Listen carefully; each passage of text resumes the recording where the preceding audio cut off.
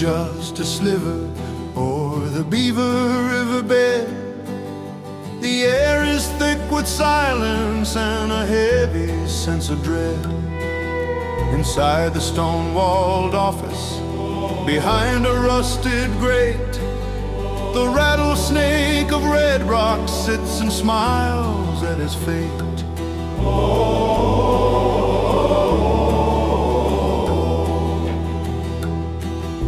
The telegram came early from the scouts at Buffalo. His brothers crossed the border and they're moving fast and low. They're coming for the killer that the Marshal brought to bay, to break the locks of Beaver Town before the break of day. He's a shadow on the border, he's the hammer of the law, with a heavy silver circle and a lightning hand to draw. The strip is wide and wicked, but the devil better pray, for the Marshal's in the saddle and he's headed out your way. He's headed out your way.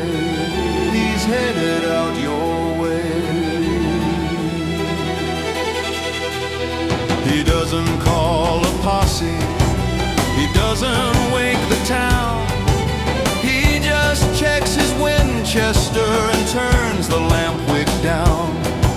He steps out on the boardwalk as the midnight bells begin, to watch the dusty horizon for the coming of the kin. A dozen riders hurling through the 30 miles of wide, with vengeance in their stirrups and the devil as their guide.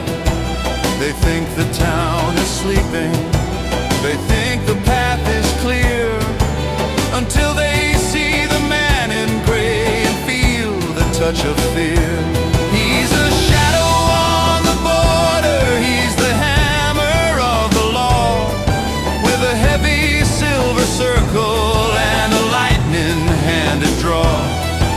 The strip is wide and wicked, but the devil better pray, for the Marshal's in the saddle and he's headed out your way. The leader yelled a challenge and the bullets started flying, but the Marshal's cold peacemaker kept the wicked from the dying. He didn't fire to murder, he fired to break their will, dropping every Mustang till the dusty street was still. One by one he shackled them beside the jailhouse door, while the rattlesnake inside began to pace the wooden floor. He's the wall that doesn't crumble, he's the iron in the gate, the only man in no man's land who's mastered his own fate. The dawn is breaking amber as he cleans his steady hand.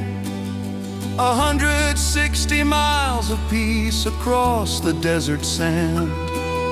The outlaws sit in silence as the judge begins to read the warrants for the lawless and the price of every greed. The Marshal tips his Stetson to the folks who start to wake, walking toward the livery for his weary stallion's sake.